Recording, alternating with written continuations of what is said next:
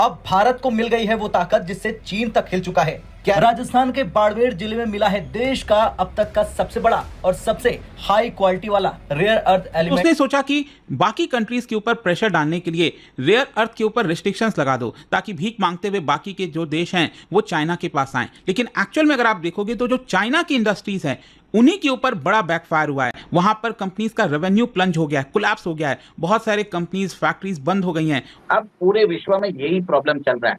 China एक तरह से हमें धमका रहा है, हमारी जो ग्रोथ है उसको खत्म करने की कोशिश कर रहा है। चाइना को समझ में आ गया कि भारत की जो इंटरमीडिएट प्रोडक्ट्स है उसकी अगर हम रोक लगा दे तो भारत की ग्रोथ को हम रोक सकते हैं, क्योंकि Bharat is emerging as an additional supply chain. ये जो 17 रेयर अर्थ एलिमेंट जिसके पीछे पूरी दुनिया भाग रही है, जिनकी लिस्ट यहाँ पे आपको दिख जाएगी, इनके बड़े रिजर्व्स राजस्थान में मौजूद हैं। चाइना का एक ऑल्टरनेटिव बनता जा रहा है भारत, इससे चाइना परेशान हो चुका है। इसीलिए शी जिनपिंग की सरकार ने भारत की ग्रोथ को रोकने के लिए, आपको मालूम है, स्पेशलिटी फर्टिलाइजर्स की रोक लगाई। इसलिए भारत जो है वो अब एक इकोनॉमिक पावर हाउस बनने की ओर अग्रसर है। भारत के पास जो संपदा अभी तक उपलब्ध नहीं थी वो सारी संपदा अब भारत धीरे धीरे एकत्रित करते जा रहा है। प्रो चाइना एजेंट्स ये एक्टिविस्ट बनकर यूएस और कनाडा में रेयर अर्थ मिनरल्स की माइनिंग रोक सकते हैं,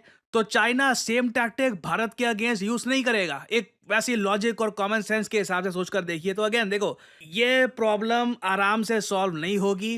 अभी काफी टाइम लगेगा राजस्थान में भी एनवायरमेंटल क्लियरेंसेस लेने में। ये वही रेयर अर्थ मिनरल्स हैं जिनके दम पर चीन पूरी दुनिया पर टेक्नोलॉजिकल दबाव बनाए हुए है। कुछ दिन पहले आपने देखा था कि चाइना ने हमें इन रेयर अर्थ मिनरल्स में हमको मैग्नेट देना बंद कर दिया था। उस मैग्नेट्स के कारण।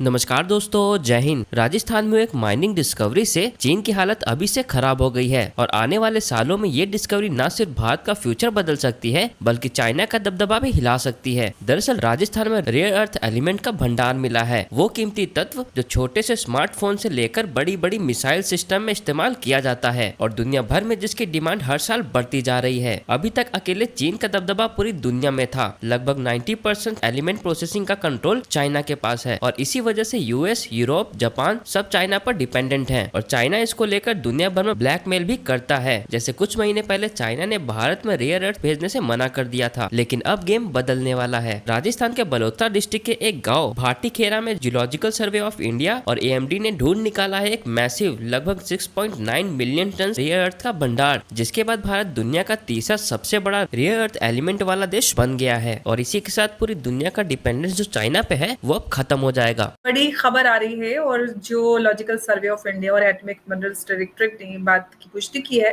कि राजस्थान के अंदर बड़ी संख्या में रेयर अर्थ मिनरल्स का जो रिजर्व है वो पाए जाएंगे और जिसमें कहा जा रहा है कि भाटीखेड़ा, सिवाना तहसील और बालोतरा में ये पाए जाने की आशंका है।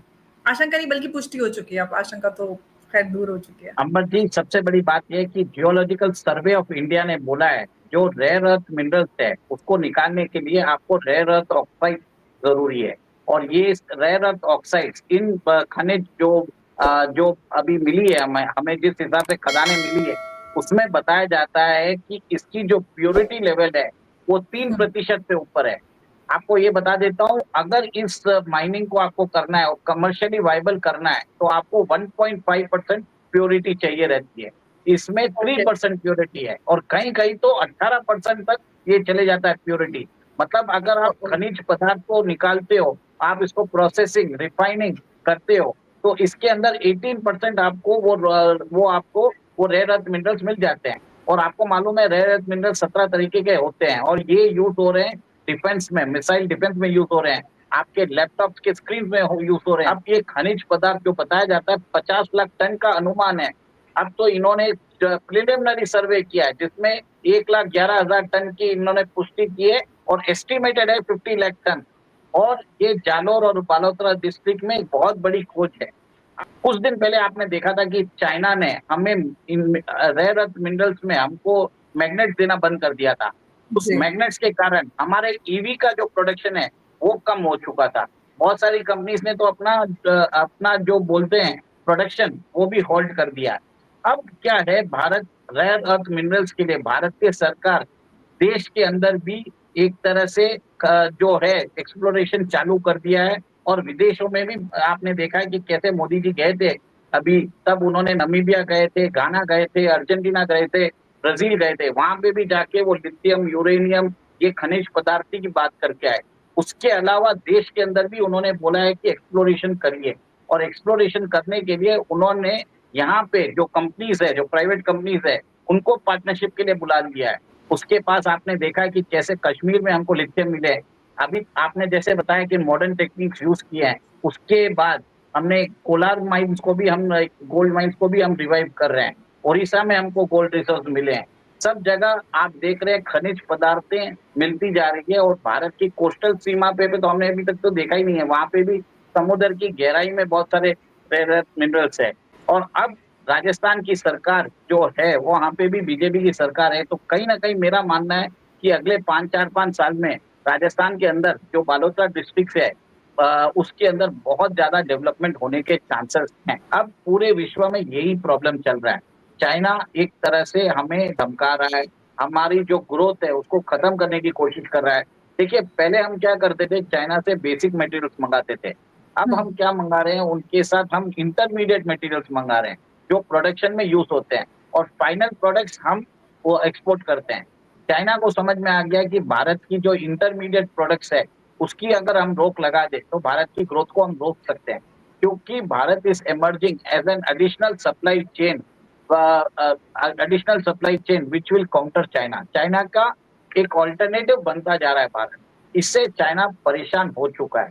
इसीलिए शी जिनपिंग की सरकार ने भारत की ग्रोथ को रोकने के लिए, आपको मालूम है, स्पेशलिटी फर्टिलाइजर्स की रोक लगाई। फॉक्सकॉन के जो चाइनीज वर्कर्स इंडिया में काम कर रहे थे उनको वापस बुलाया। टनल बोरिंग मशीन सबको नहीं दे रहे थे, और अभी उन्होंने ईवी व्हीकल्स के लिए मैग्नेट्स बंद कर दिए।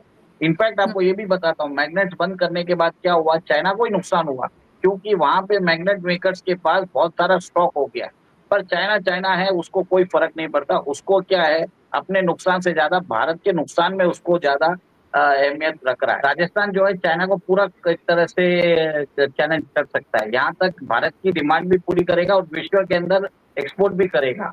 आप सोचिए, वहीं पे खनिज पदार्थ मिल रहे हैं और वहां पे कोई प्रॉब्लम भी नहीं है। आप निकालिए, उसको रिफाइन करिए, उधर प्रोडक्शन करके फिर बाद में वहां पे रिसाइकलिंग का भी आप एक नया इंडस्ट्री बन जाएगा, वहां पे एम्प्लॉयमेंट जनरेट होगा, और भारत की रिक्वायरमेंट तो वो पूरी करेगा, पर इंटायर क्वाड की, एंटायर ईयू की रिक्वायरमेंट भी पूरी करेगा। इस तरह से आप सोचिए, भारत के अंदर एक बैकवर्ड इंटीग्रेशन हो रहा है। भारत एक तरह से बोल रहे हैं ना, प्लेन के लिए जो पिन से लेके प्लेन तक बना सकेगा, सारी चीजें भारत के अंदर हो जाएगी। अगले 5 साल में मोदी सरकार ये काम करके दिखा देगी। वो 42 बिलियन बैरल की है। अब 42 बिलियन बैरल बहुत होता है जब आपके पास 1-2 बिलियन बैरल भी ना हो। और 42 बिलियन बैरल का अगर आप तुलना करें तो गयाना में 11 बिलियन बैरल अभी डिस्कवर हुआ है, और गयाना जो है वो साउथ अमेरिका का one of the richest countries बनने जा रहा है। तो आपके पास अगर 42 बिलियन बैरल की जो इनिशियल ये है, और ये इनिशियल जो आपकी फाइंडिंग है, इसको अभी और विस्तारित किया जा रहा है।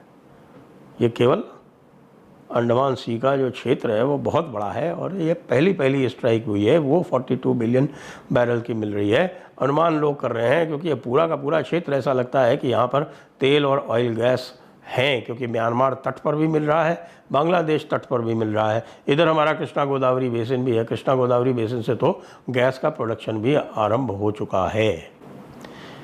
तो इसलिए भारत जो है वो अब एक इकोनॉमिक पावर हाउस बनने की ओर अग्रसर है। भारत के पास जो संपदा अभी तक उपलब्ध नहीं थी, वो सारी संपदा अब भारत धीरे धीरे एकत्रित करते जा रहा है। कुछ लोग ऐसा अनुमान करते हैं कि भारत भी सऊदी अरब के बराबर पहुंच सकता है, लेकिन खैर वो जब होगा तब होगा।